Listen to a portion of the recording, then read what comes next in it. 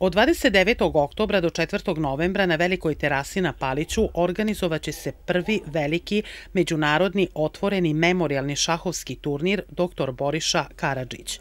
Biće to jedan od najjačih šahovskih turnira u Srbiji, u okviru kojeg će se igrati 9 kola, a očekuje se učešće preko 100 takmičara iz 17 država iz Evrope, Azije i Sjedinjenih Američkih Država.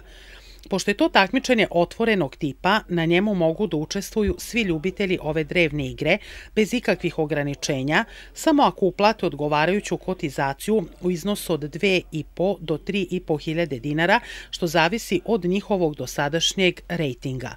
Kuriozitet je da pored šahista iz Srbije, koji su najbrojniji logično, jer je mesto odigravanja Srbija, drugi po broju učesnika su takmičari iz Indije, zemlje u kojoj je šah i nastao. Prijave, dakle, rekoh, još traju, raspisi su razglasati u vidu sajtova i mogućnost upisa traje do pred sam početak turnira. Obezbeđene su za učešće na turniru međunarodne sudije. Svečano otvaranje turnira predviđeno je za subotu 29. oktobar na Velikoj terasi na Paliću sa početkom u 15 sati i 30 minuta.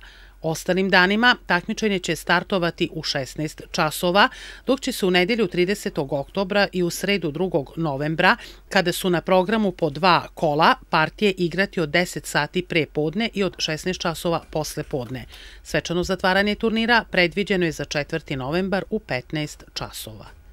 Hoćemo da pokažemo da smo spremni, Subotica sa ovom šahovskom tradicijom, da se uključi i u ovaj novi šahovski trend i da i ovde možemo da budemo lideri što se tiče Srbije u pogledu ove organizacije.